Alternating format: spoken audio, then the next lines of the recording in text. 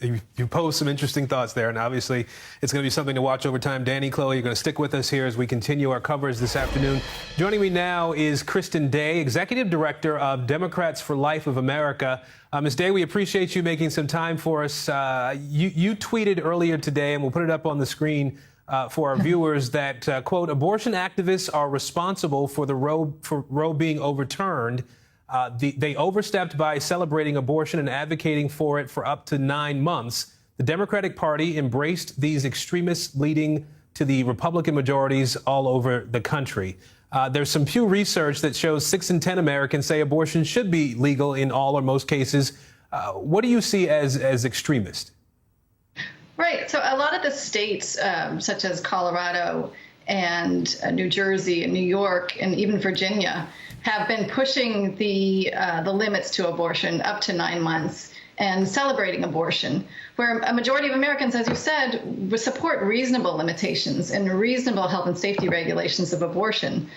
By the Democratic Party embracing this extreme agenda, they have pushed people out of the party, and they have silenced people within the party from speaking out on reasonable regulation of abortion.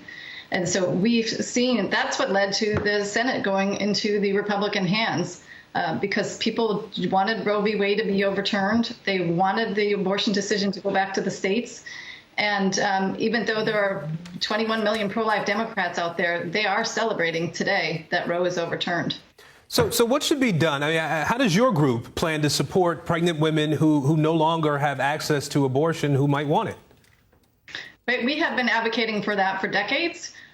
We supported the Affordable Care Act and advocated to eliminate pregnancy as a pre-existing condition. We also had the Pregnancy Assistance Fund, which was included in the ACA, to provide grants to states to provide support, again, to pregnant women. We advocate for paid leave. We advocate for child, support for families through the child care tax credit. And I think this overturning Roe opens up a huge opportunity for our nation to really refocus our efforts, not on whether abortion should be legal or illegal, but what more can we do to provide women with a real choice to have the baby instead of abortion? Because we have this really, in California and New Jersey, the abortion rates are really high, and other states they're lower. Every state's going to have a challenge, but the unified thing that every state has to do is support pregnant women, giving them the opportunity to carry that child to term and the support to care for their families. We need to refocus our country. Well, and when you look at conservative states, though, maybe perhaps places where these trigger laws exist, is it your expectation that there will be the sort of support for women who will no longer have access?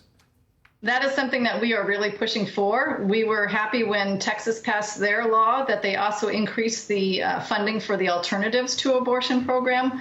We are also working, Arkansas passed the Every Mother Matters Act, which makes sure that every pregnant woman is put in touch with the resources available to them to carry their child to term.